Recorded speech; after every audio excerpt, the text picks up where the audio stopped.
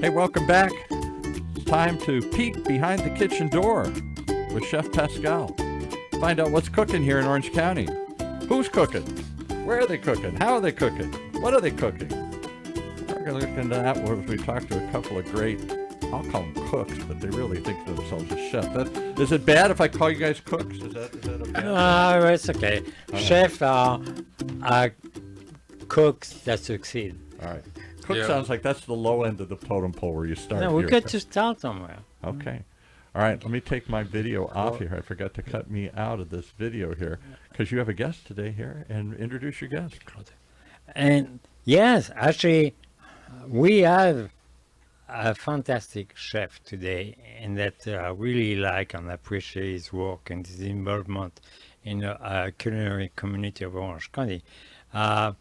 Chef Robert Duvall, he has a famous name, and he's famous on his own. Not related, though. Not related to Robert Duvall, the actor? Oh, I don't know if they're the one who know how to cook. But, so, and you were on the show because you were part of the food release that we deliver for after the mass fire of Los Angeles. Yes. Yep. And what was that organization called? You all sort of came together and called it what? Well, it was like a fire relief program. Yeah, a bunch of chefs came together and said, let's go up and feed people who are out of their homes, who are homeless, who need some good food, some comfort, and taken care of. He managed to regroup us, just a couple of phone calls, and then we showed up. But we saw it was just for 1 weekend. We last at least. You thought it was 1 weekend? 3 weekends, and cook up 14,000 meals. Wow. Yeah, up to 10,000 meals. It was like 12 weekends. Yeah. Well, yeah, you stretch it out on your own after that. How did you get the vendors to go along? I get how you get the chefs to show up, but how do you get people to give you food? In that need, everybody was just in the giving mood. I had so much food. I had weeks and weeks upon food. Wow. Yeah, that's good. And we all cooking in the kitchen. We had a beautiful kitchen that was loaned to us. The Hood Space Kitchen. The Hood Kitchen so you cooked here. Costa Mesa and Anaheim. You cooked here and then you took it there. Yep, transported up there with the help of California Love Drop and Wing Lamb and Wahoo's Fish Tacos with all their vans and all their trucks. And and just roofing with all their trucks and all their people. It was a crazy 3 months. Yeah, and all connected with the Red Cross and with all the organizations that were there to help. We even went to Malibu and Santa Monica on location. Tell us some stories. What did you see when you showed up with food? People are suddenly lost their homes, lost everything, dazed, distraught, upset. And you show them, say, "Here, got some food for you." You can see the emptiness in their eyes when they're walking through the line. You give them a hot meal, or you can see the comfort a little bit light up, but not fully. But just say, "Oh, you got a good meal in your stomach tonight." So a little bit of comfort, but not fully. We're very happy too. The troops that came and like the National Guard and National Guards, and even all the police department, first responders. They were so happy that we were there to also give them food. Well, because otherwise they're eating MREs, meals ready to. No, not even. Where they were, there was no food, and they usually came to the window of the truck when we deliver, and we give them food through the windows. It was really a natural community help. What is it about food and disasters? So I'll give you another example. I know where you're going, because now these days we have trouble with food delivery for people who are starving in the world. Well, that's true. I didn't want to go there, but that is a thing. I was just going to say, what is there about the food that when you're really down and out, somebody dies, you lose your house, there's an earthquake, something happens. Of all the things you can do for me, everybody immediately says, I don't know what I can do. I can't build your house for you. I can't help everything else, but let me at least feed you. for example, when people, I grew up in the Midwest, and somebody dies, immediately everybody shows up with the food. I'm sure Yeah. Chef Robert has an answer, but I have an answer too. Okay, we'll go with Chef Robert first. Why is food connected with trauma? It just brings back comfort. Food is comforting. It makes you disappear from the reality for about 15 minutes while you're just enjoying the food. Okay. Yeah, food is very important. Actually, it's probably the highlight of their days. And then they think if they can eat today, they can live tomorrow. Mm. And so it's very important, and especially family with kids, Yes. So say, how do my kids are going to remember that we have no food? Like there's no food to put on the, if they have a table or anything, I have no food to give them because parents are feeling that this is their job to provide food for their kids. So Yeah. Right. it's, so it really comfort and so or peace of mind that maybe tomorrow is going to be better. Hope. So Yeah. give hope. Little hope and comfort. I'm just always marveled. Maybe this is more of a Midwestern thing, but I think it's everywhere. You don't know your neighbor. You don't see your cousins that often, whatever. But suddenly there's a crisis. Usually, I'm thinking somebody dies. Everybody, neighbors you never saw before, show up with food at your door. I don't know what else I can do. I made you some food, so you don't have to worry about it. You don't have to think about it, and it's a gesture of what? Of I'm thinking about you. I'm here to help. It's also welcoming. It doesn't always happen, but it happened like in my neighborhood. New neighbors bring me food, Yeah, right. and so I give them food back, and they don't even know I'm a chef. And It's kind of like it's- a peace offering. yeah, Peace it offering, is a yeah. peace offering. It opened the conversation as well. Yeah. Break bread together. Now you're connecting with them. And believe me, the neighbors that brought my wife and I food, we talk to each other. Seeing that, See, That- opened the door, started a yes, conversation. it's very important. And so So you do, but that's all the work you did. Tell us about your catering company, because that's what I'm just fascinated. All you chefs yes, doing catering. a lot of chefs dream about opening their restaurant. Exactly.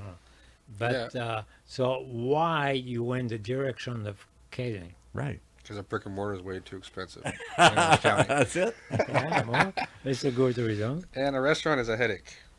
There's Yeah. good times and bad times at a restaurant, but there's never steady times. That is true. Yeah. But I can't believe a catering company is up or down, a feast or famine, no work, too much work. Oh yeah, it's a up and down game, but catering, it's a love-hate relationship, but I love it. You build up a base of clients. Yeah. It's all referral, all referral business, all repeat business. I've been in business since 2016. Start off in Brea in a small little warehouse, and now, 8 years later, I'm renting a huge 10,000 square foot facility I use for my kitchen space. So are you ever going to open up Duvall's Kitchen here? Hopefully, I want to open up a community kitchen and just all the leftover food just give over to families in need. A community kitchen, okay. Yeah. So a noble cause, not just a Michelin star restaurant. So after all my events, after the end of the month, I'll just put a post out and say, hey, I have this many meals, come pick them up. Yeah. Wow. That's a great. Are there places like that? Not that I know. I don't know many. You come up with something new. I never heard of that. Well, I'm inspired by the White House. The White House, they do 2,000 meals a day. There's pasta, sauce and Yes. pasta, but Soft. I can't do that much. But He does it for the hotel kids or motel kids or whatever. Yeah, and the Boys and Girls Club, all that stuff. He's been doing it for 25 years. Yes, That chef's amazing. amazing. Because he said he's headed in here. He's been on Chef Pascal show. They're big buddies. He's there. number one in the country for that. Yep. kind He of really yeah, is. And he said it charity. all started because just kids were coming to the back door looking Asking for Yeah. food. Oh, yeah. And then pretty soon one meal turns into a bunch of meals, and pretty soon it's a full-time gig here. That's Yeah. the thing about here. We're so prevalent in Orange County, but there's so many starving kids here. It's just ridiculous. People don't see it behind the doors. Yeah. That's what he said. He never knew these kids even lived behind these motel doors. Yep. There were a Yes. whole bunch of them there, Yep. and they're starving. And And now from food, he created them lodging. oh, he did. He moved Yes. into that too. Yes. So All right, so it's all just about serving, literally, the community. Yeah. Yeah, but he's no. Robert have passion. He's still, Well, that's what I'm getting at. I'm Yeah, trying to there's a lot understand of why I do passion. this. This So is I wanted to know, when did you know and how this happened that you had a passion for cooking? How old were you? So I started cooking. Well, I grew up in my grandparents' house. They were Korean immigrants, and they didn't speak any English. Korean food, breakfast, lunch, and dinner, rice. Breakfast, Korean breakfast is soup and rice. There's no eggs and bacon and pancakes. If I wanted that, I had to make that. So at 8 to like 12 years old, I started making American food for me and my brother. And then after that, my first job, I lied. I was 14 years old. I lied to go work at Izzy's Bagels at 4:30 in the morning making bagels. Right. And then going to high school, and then coming back from high school and closing down the bagel shop. So I get my full 8 hours plus a high school day. Wow. I did that for sophomore, junior year, and senior year. took over pizza restaurants. No wonder you're not tired when you work 76 Yeah, he's used to hours it. a week. Yeah, I've been doing it for for whole life. What full- city full was weekend. this? Was this here in Orange County? Fountain Valley. Wow. Fountain Valley. Yeah. Yeah, one of the best Izzy's Bagels was the best bagel spot I think so far. But Shout out to Izzy. I was- now she's Shirley's Bagels in Orange County. Or Okay. in Costa yeah. Mesa. I was worried about him when he was cooking all these thousands of meals. I say, when are you going to take a break? You know, how many hours did you sleep last night? Well, 3 hours. I'm fine. Yeah. I don't think there's a tougher food business than the bagel business. Oh, You yeah. got to literally start making the bagels at 3 or 4 in the morning. 4:30 to get them out by 5. Yeah, because people want the bagels, and then it's over by 2 or something, or noon or something. Yes. Yeah. Well, you dream, so that's good. I can have a business that close. I can be home by 3 o'clock. 3 o'clock. But people don't know that you work all night. Yeah, right. Making the bagels, they got to be there because people want them starting early in the morning here. Yeah. And you're making them in big batches too, Well, they have good machines now because you have different. You have so you don't have to take the steam. paddles and push all this stuff around. Like You they have used to do. steam, bake, and fry different type of bagels, and then But if you guess wrong, you got to. They don't last. You can't serve. Oh, we throw away bagels every day. Oh. yeah, Fresh. right. Yeah. Bags and bags of them. compost. See, that's horrible. Then that should be maybe like Chef Bruno. There should be. He was throwing away pasta. Maybe you could be Maybe they do. Maybe they take the bagels. bagels for kids. to a soup kitchen. Yeah. Yeah. So, We started a new charity, Bagels for Kids. Then after high school, I did construction for 4 years. Oh, That was hard. And then 2008 hit. Then the recession hit. No one was building houses, so I had no more jobs. And then I went to culinary school. I was like, what career can I go back to that will never end? People always need to eat. yeah. Yeah. I was like, all right, cool. I went to culinary school for 2 years, 2010. Went to restaurants, did all that stuff. And then COVID hit. Oh, you can't cook no more. You lost your job. Nobody can come in. It was like deja vu, 2008 all over again. I was like, holy crap. Yeah. Yeah. I need to do a career change? So you didn't think, well, food's out, construction's out. I'll be a programmer or something. Yeah, I was like, I gotta go be a YouTube what did- influencer or what something. did- What did you do during COVID? COVID, I did run a restaurant in Long Beach for 7 months, but then we had to close because the doors, no one was making money during COVID. No. Only McDonald's and fast food DoorDash people were. I was surprised. I remember we had somebody early on because we were on the air during that period of time. We were considered to use a vital service, so we were allowed to still be in-person interviews and do Wow. things as a radio station. That was kind of a unique thing. And so we were one of the few in this building for a while. We were the only tenant in the building that was allowed in. The whole building's closed, but we could come in and do our shows, and people could come in. We had to put a barrier in between the guest and the host to try and like a sneeze guard kind of thing, so wouldn't sneeze on each other. And we had somebody from the California Restaurant Association come in. They were just certain 30, I think it was like 30% they thought were going to close. They didn't think at least a third of the restaurants they feared would go under. Why didn't that happen? Some did, but we made it through it. Why? A lot had to do with those Yeah. PPE loans, Yeah. all that loans Yeah. from the restaurants, all that back Payroll pay. protection Yeah, plan. yeah, Yeah, and all that yes, it stuff. was great. That survived. That saved everybody. You could pay people even though they weren't Working. Right. Yes, and so you keep most of your staff available So when you reopen your restaurant, Right. you have the minimum, at least minimum. How about? But it did stuff. seem like people pivoted faster than I thought they would. They came up with creative pickup and takeout and other sorts of things where they hadn't done any of that or little. And that's of that. still going. People are so used to that. I think it is. That's Yeah. still going. Restaurants are a dying breed now, I think. Yes. Wow, there's a statement. What do you think of that, Chef Pell? You just threw down the gauntlet here. Restaurants are in-store dining is a restaurant, and that's dying. Yes. You think so? It is. The places that I worked, and now it's so sad that some city start to remove the patio and the outdoor That dining.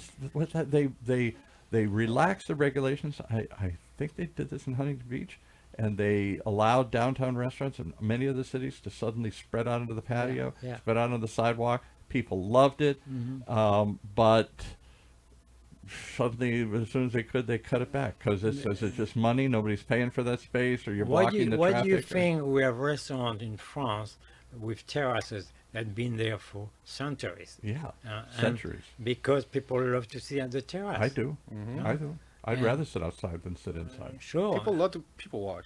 And Yeah. that too. I don't watch people go by. And you can watch things going on, and then and you connect it with the outdoor. And so I do believe we need to make sure the city ordinance are not going to. Well, I know maybe I'm Avoid that. wrong. I'm trying to pick on Huntington Beach, but they had a vibrant downtown area. It went dead during COVID, so they relaxed it and they allowed them to move out on the street. I think they stopped traffic. Yeah, they blocked the traffic for a good. And good so, while. so there's no obstacle. Let's just turn it into a walking area like they did in 3rd Street Promenade years ago for a while. Laguna Beach. The Laguna street. Beach. And people flocked there. It was packed. Loved it. It was packed. busy. Yeah. And then as soon as they can, now let's go back to the way it was because nobody's driving down, through. no one's paying for the parking. That was But Everything for the they parking, will yeah. realize that the food industry is going to lower the revenue for the city. It's going to take some time, Yeah. and the city is going to, to So- go back. So to you're that. saying they're worried about nobody's parking now, so they're losing money from the parking meters. The landlords are saying, "I'm giving you extra space outside, and you're not paying for it." But if you don't keep this scene alive, the whole thing will turn into a desert. Yes, and the business Yeah, it goes is. on, and you go downtown Huntington Beach on a Friday night, it's dead. Is it really? Compared to 10 years ago, it's a third of what it was. Somebody I was watching on YouTube, one of these influencers. Now I'm like everybody, I'm watching these things, and he was talking about how the French Quarter in New Orleans, which I haven't been to in years, is boarded up and dead. Mm-hmm. yes, It has not come Well, back from COVID. they had troubles. That those drive-through crazy driver that killed a lot of people, and it Yeah. was a bad rap there. And then also it became more of a tourist place from all over Yeah, the world. Clearly, So it was That's when I not went much there. local support anymore. right. And so The locals wouldn't go down there because it was too crazy. yeah, Yeah. and It's so too expensive for the locals. Expensive. it is yeah. very expensive, and I don't think many Americans are going to New Orleans now just for For a fun. vacation. No, we'd rather go to Hawaii. Yeah, But isn't that? I mean, that was just an iconic place. If you went to New Orleans, you had to go down to Bourbon Street. You had to go down to the French Sure, Quarter, sure. and you had a crazy time. And you had great. There was, this is 20 years ago. It was great restaurants there Yes. everywhere. well, Some had been there you for had a years. couple of famous chefs also they make Exactly. the food. Who's one I'm thinking of? Yeah, there's a couple of Amor, Amol. Bam, Yeah. Yeah. And but the Bam is gone. The BAM is boarded up. So is that same thing happening here in Orange County? I worry that No, we're Orange losing. County actually is evolving. Orange County has a new food life, Uh-huh. and it's going to grow more and more from now because of the new generation of chefs. But is it growing in? They had artificially set aside areas like downtown Fullerton, downtown Huntington Beach, downtown Laguna Beach, where that was historically, we're going to make this all restaurants and fun and music and everything. I'm seeing the growth There are in more apartments going downtown yeah. areas. No, so I'm seeing weird little things popping up in Little Saigon or Little Little Arabia or oddball places, and the people are raving about these little ethnic cuisines that are happening all over the place. Because the rent's cheaper. I The think rent's cheaper, yes, clearly. rent's cheaper, But the public wouldn't go there traditionally, downtown Santa Ana or whatever here. And all of a sudden, why do you think 17th Street Costa Mesa is doing so well?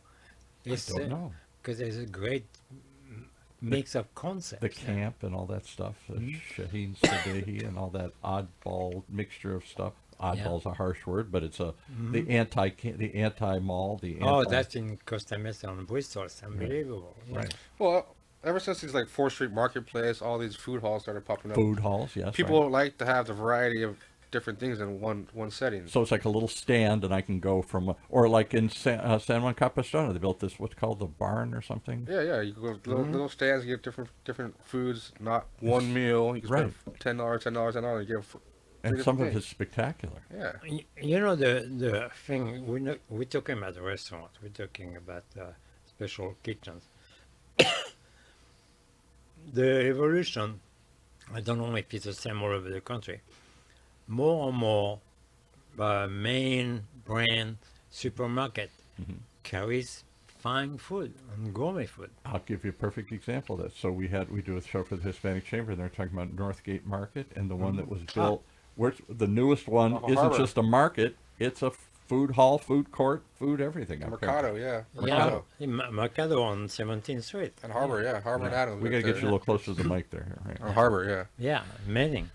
Yeah, That's exactly. So that's what you're talking about. I've been and there. It's an awesome place. It's really sad for the old Hispanic stores that only Hispanic clients used to visit, because they were offering all kind of food. But Mercado now have varieties and so many more modernized cuisine. So we recorded a show earlier today, which will keep us kind of a backup, kind of what's the face of Orange kind of look like? What does the evolving food scene look like? And when Chef Pascal came here, it was a food wasteland. It was fast food and not much else. Don't say that too loud, because I make a few enemies. That's it.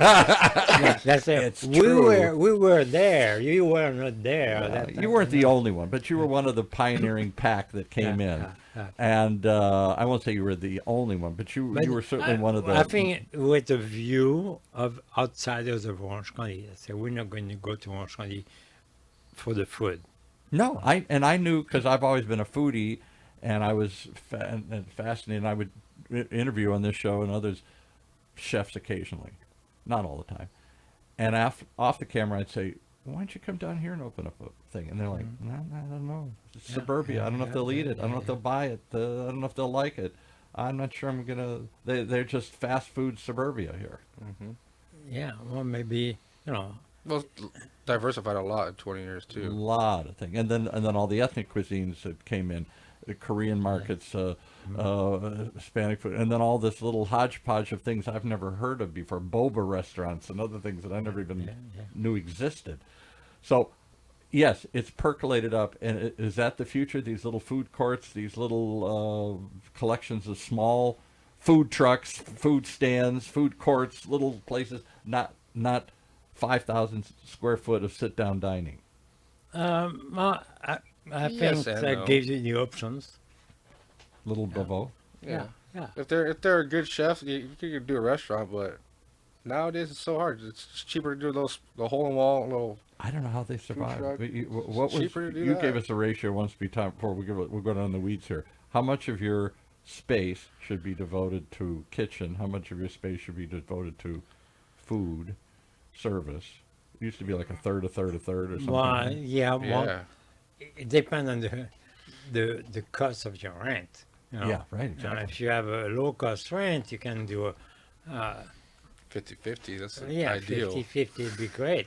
But most of the time, it's a quarter is your kitchen and 3/4 dining. Right. Nowadays it's 10% kitchen, the rest dining. Yeah. Right, It's because scary. You can't even pump out the food correctly in that. That's my point exactly here. And so, when I think of the really fine French cuisine of the Hollywood, the 80s and stuff, it was a third. They had huge kitchens and kind of tiny little public areas. Yeah. And so A third of its bathroom storage, whatever. Yeah. Right. Yeah, I see also now the cost of food Cost of food. so high. I went to a place. I won't call them out, but it was one of these little. I'm food not court- talking just the cost for the customer, the cost for the chef. Well, as yeah, well. but it's reflected. So it was one of these little cool food courts, and they had some stuff I'd never seen before, and they were offering, because it was kind of it's a butcher shop, so they're offering meat, real racks of meat and stuff, and in the back you can eat stuff. And you maybe have already figured out where it is, but and a very nice place. I liked it a lot. But they said we have some exotic meats you can't get anywhere else. Elk. I've never eaten elk. I thought, okay, I'd try elk. What is it? $70. I guess I'm not trying the elk today here. I guess that one's gonna rot in the back. I'm not buying elk for $70. Fortunately enough, you have some food stores Yeah. where you can buy elk, but you have to cook it yourself. Well, that was their shtick, is that you could buy it and cook it yourself. But if you want us to cook it, $70. Yeah. I thought, man, they're pushing the envelope here. I don't know how many people are going to buy elk for $70. Well, it's cheaper than going hunting. I guess. I guess. All right. So you're rationalizing it here, but I think because the food costs have gone up and the labor costs have gone up and the rent's gone up, I don't know how anybody operates a restaurant today. A sit down, large scale, traditional restaurant. What do you got? 100 seats, 200 seats, a couple of like that. I think we talked about that before, is to make our clients and customers understand that if the price sounds high to them, there's a reason. I don't think they're mad at the chefs. I think they just No, won't they're not come. mad. They just don't want to pay those high I'm not going to tickets. pay $70 for elk Yes. or whatever. And I look at too many of these restaurants now, and everything's gone up 10, 20%. And I understand why. I'm not screaming at them. I'm not thinking they're ripping me off, but I'm just not coming then. Okay. Can I go back to what we did in the last interview? Okay. I went to visit the main lobster. Oh, yeah, you went to cousin a food truck, right. Yes, and that serve only lobsters. A dishes. nationwide fleet of food trucks. Yes, and start based in Los Angeles. You know, I bought a justified price lobster roll, main lobster roll with mayonnaise and nothing else, steamed lobster in the bun, $26 on the food truck. Okay. And there was a line out of the truck. You know, Because that doesn't sound cheap to me. That sounds reasonable, but it doesn't it's sound reasonable. That's And- reasonable. But if you go to a restaurant, get lobster rolls, $32 to $40. Yes, Exactly, right, yeah. Exactly. But cheap. But it's still $26, so I don't know there'd so be a line. people out the door don't for- mind to go to a food truck and pay the price because they know they're going to have a quality product. It doesn't. Am I the only one shocked at this? I'll ask your guest here. When did food trucks stop being roach coaches, and crappy food, and just construction site food? When my grandpa sold his business. Is that when your grandpa had a food My truck? grandpa owned Orange County Food Services. He did. 322 trucks. You're kidding. Oh my Yeah, goodness. Based on Who did that? Linda. My grandpa, No way. Orange County Food Services, my grandpa's business, and he sold it, and then all these food trucks started popping up. I'm like, oh, that was my grandpa's. That was my grandpa's. Because it was just crappy food. You Yeah, it was had it was at it was a factory. warehouse in Yorba Linda. It was I'm not saying your conveyor- grandpa yeah, it was had just- made crappy food. It was but mass-produced. mass-produced food. junk. Yes, Basic like food. conveyor belts. I remember walking Right. in the warehouse, conveyor belts of food. So, did you ever think about having your own food truck? I did, but the commissary, to park it, all these laws in Orange County. I'm like, dude, I'm not spending $4,000 just to park the damn truck. That's what he's saying. I thought you parked this in your backyard. You You No, cannot. no, in no, LA you County, can't. you can. Not in Orange County. You can't because you have to I have didn't know that. you have department coming in.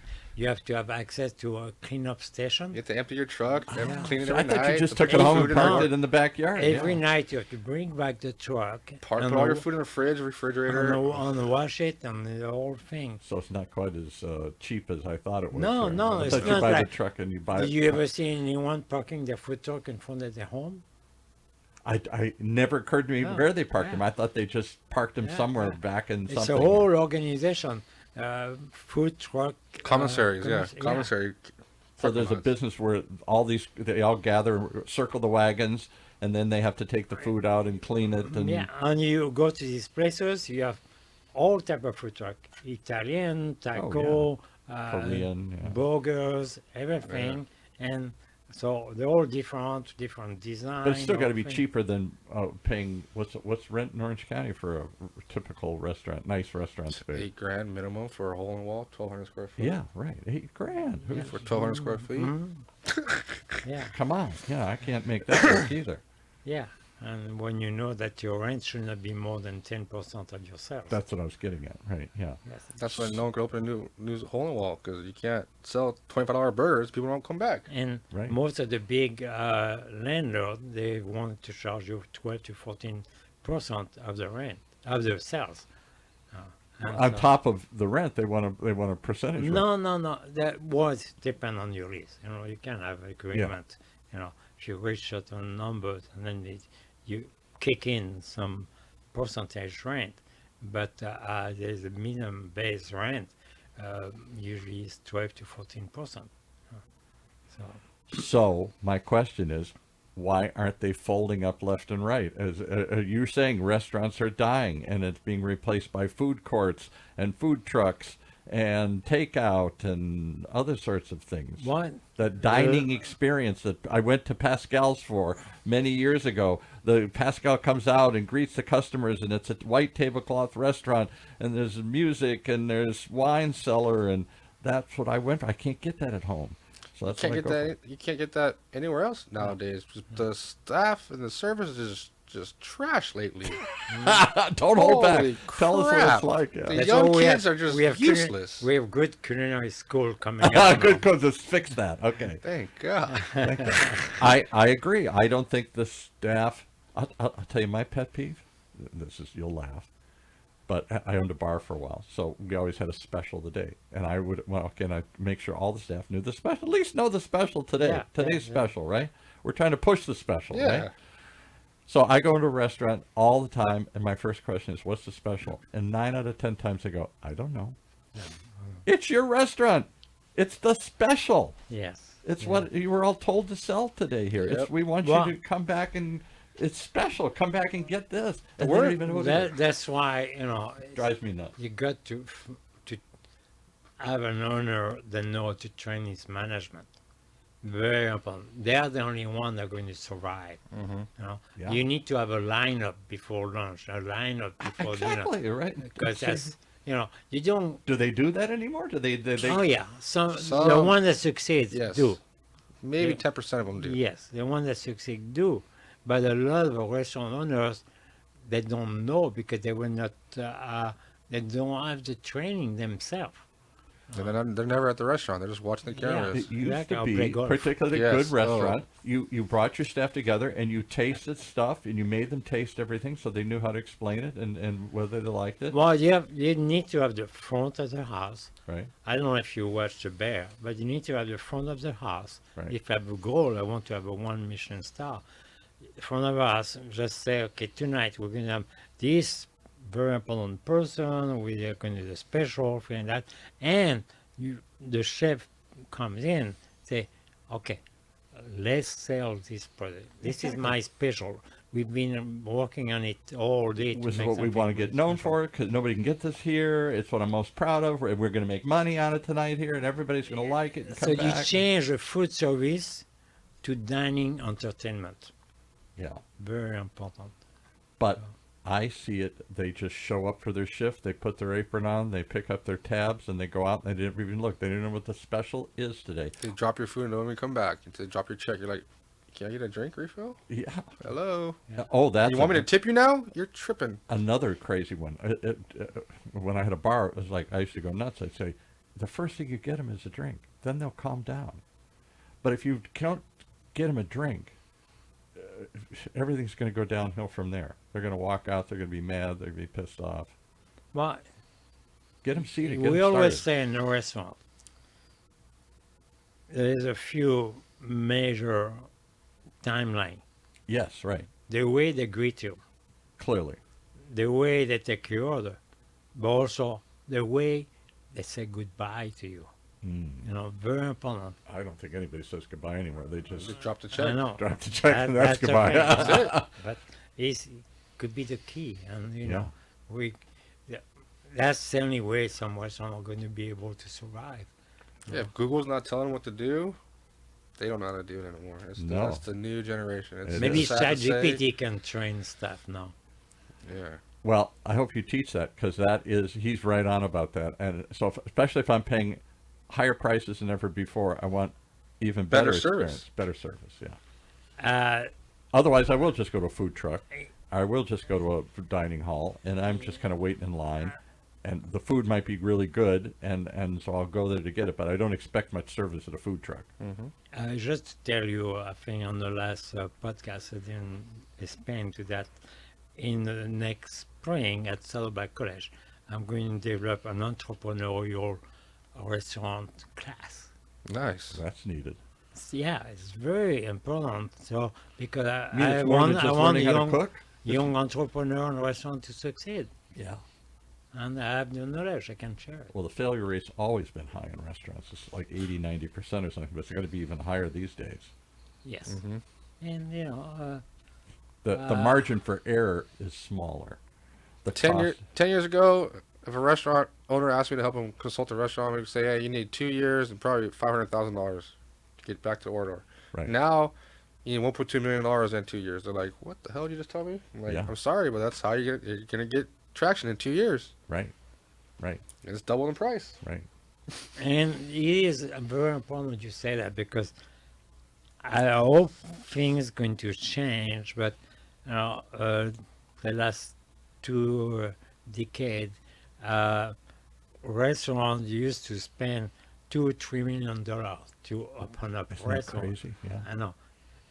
We know they will never Gonna recover get the that money. back. No. Even, and then they have investors. Oh, we have investors. Because their hope is, if we prove one, even if we lose, then we'll turn it into a concept, and that's what Yeah. we'll get it back. So we'll have 10, 12, 100 of these things. So it's so sad. So now it's very hard to find investors, because a lot of investors lost their own money, and they get some free meals. That's all they That's get it. back. And it changes what you're trying to do, because everything's got to be a concept that is scalable. If you're going to get $2 million, then you're telling me I'm not going to get it out of the first restaurant, then I better get it out of the next 20. I'm not building 20. I just want to build 1 or 2 here. Well, then I'm not going to give you $2 million. That's nuts. Yep. Yeah, especially for a chef, he may be successful with one restaurant, Oh, yeah. but once he split himself, 2 or 3, it's out of control. That was my problem. I had a bar, was very successful in Mission Viejo. It was called Kelly McHugh's. We were there for 10 years, and we built a second one out in Chino. And trying to go from Chino to back and forth, it was nuts. It was like the old spinning plates, the guy that spins plates. By the time I got to the end of the line, the ones were wobbly at the beginning here. So when I was there, it ran different than when I wasn't. I could never figure out how to come up with standard and a good enough staff that it would. They didn't care. They didn't do the same thing as when I was That's the there. hardest thing now, is finding good staff and reliable people you can trust. These never restaurants, figured like that out. this restaurant like Cocos, they were great, because they had a coffee shop concept, Mhm. and they didn't go extreme. They just give what people want. They You're talking want about Cocos, eggs or- and yeah, bacon, right, and yeah. they want Yeah, Marie Callender's, Yeah. Coco's. There were a bunch of chains like that. and so Then they, Cocos, holy they were cow. successful for a long time. They had many units, Mm-hmm. and the service, you could tell everybody serve you the same way, and they greet Right. you and say, "Honey, my name is so and so." Yeah, right. There was a corporate It way was, to do it. Yeah. So I'm looking forward in a couple of weeks, maybe next week. I'm going to pick our brain. We're going to have one of the owner of Boss Cat. Boss Cat's another successful kind of Be successful, and they keep on opening new one. restaurant, not only in California, but even out of state. I didn't know So that. we're going to, maybe we'll have a lot of questions, say, how do you make it successful? How do you manage it? Well, I had a chance to interview Steel Platt once, who started Yard House, and that was the challenge. He had come up working in bars and restaurants, and he got some investors, and they built this first one in Long Beach about the same time I built my bar, and it was about the same size.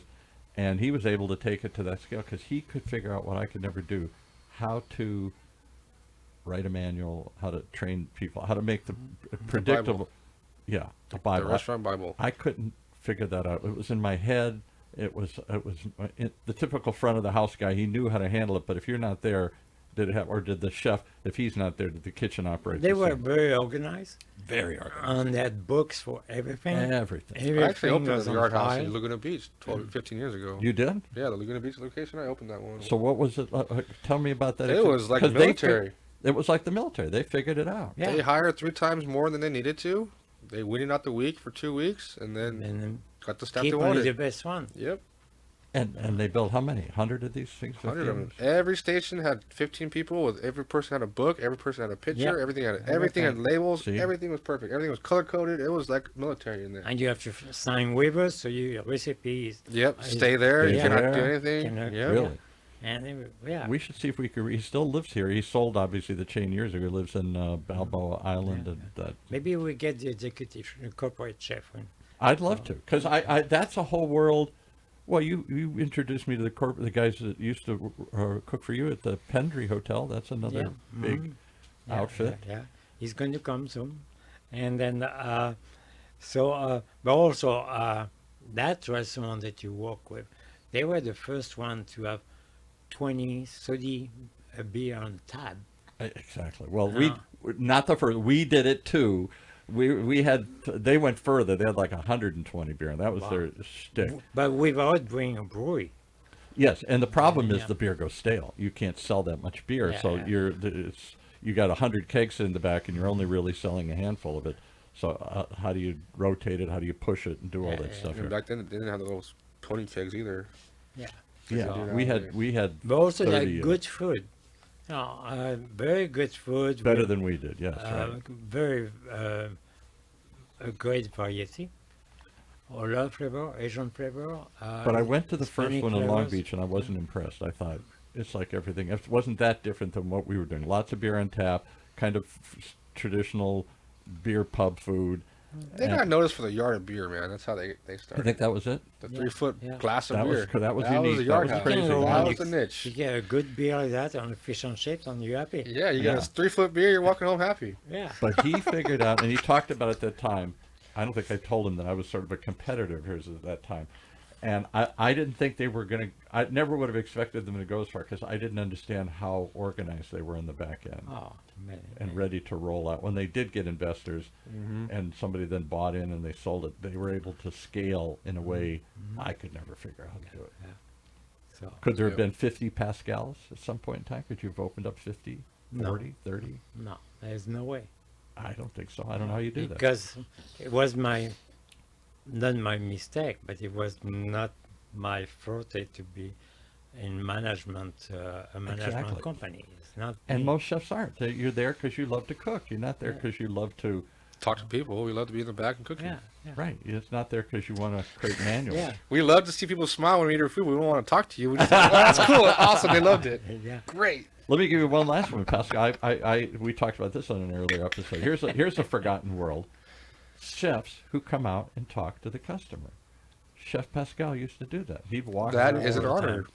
All the time. Of course. We always have to we have to show face, but it's only to the guests we like. Yeah, Huh? exactly. And right. most of the time, they understand only half of what I said because my English is better now. Right. That was even worse. You're saying it was worse then? But they Oh, come my- back to say, "What did you say?" So I still what struggle did to you say understand. last time we came?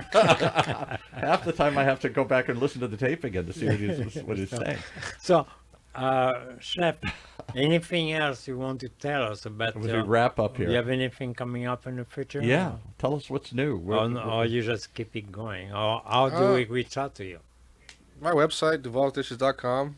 I do all types of events. Is it one L or two L at the end? 2 L's? To Duvall. Okay. Duvall's Dishes, plural.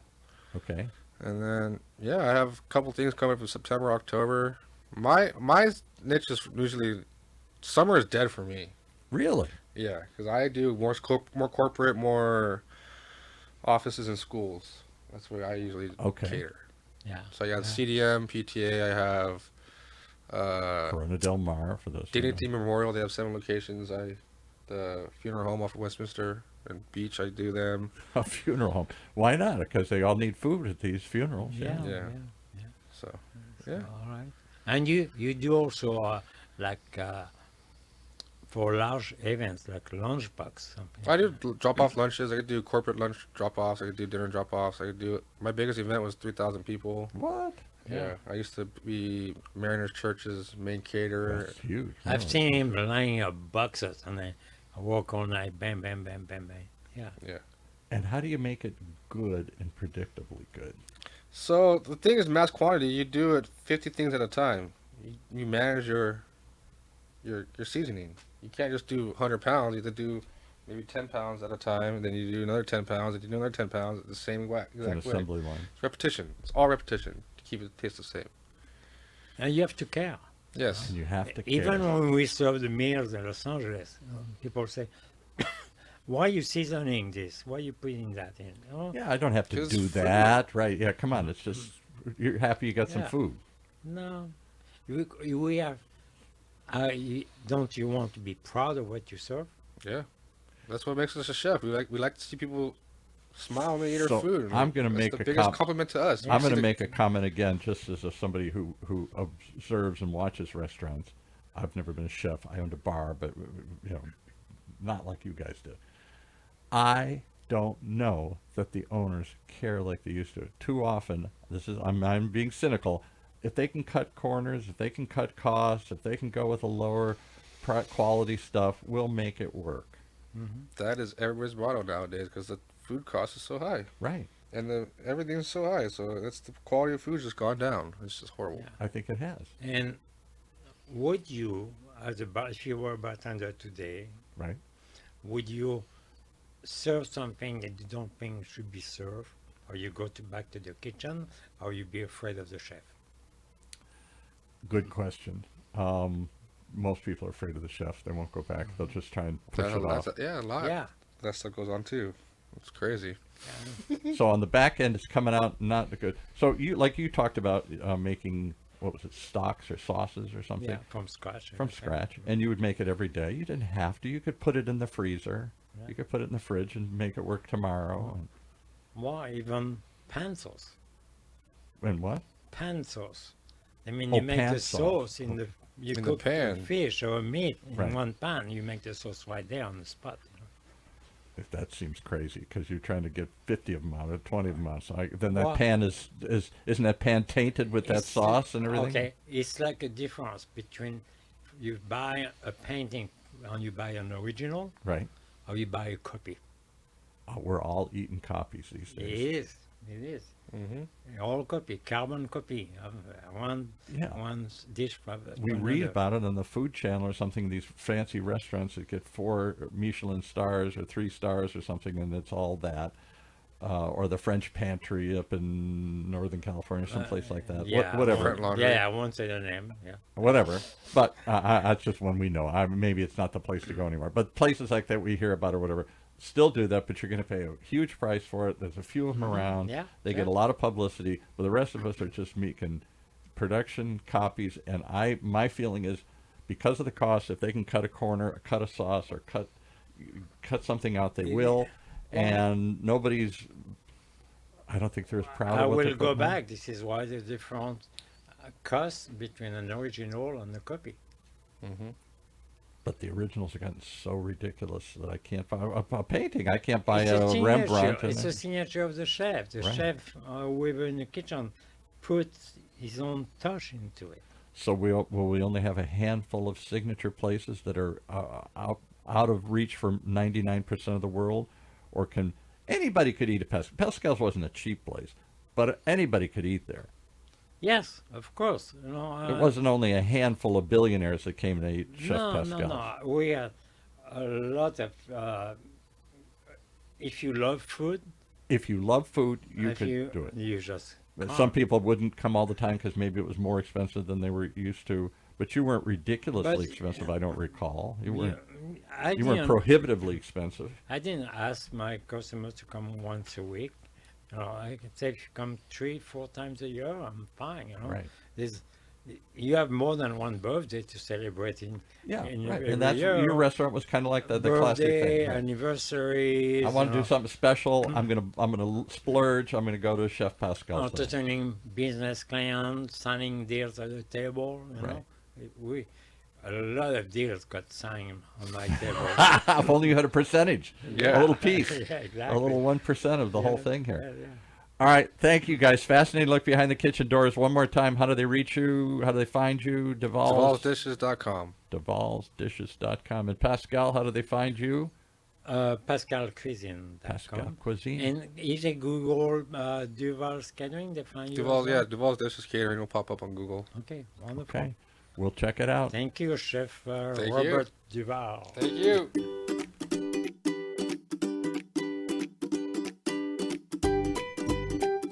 There it is. I don't know if you're a food geek like I am. This is just manna from heaven here to sit and talk about what's going on behind the kitchen door and where we're going with all this.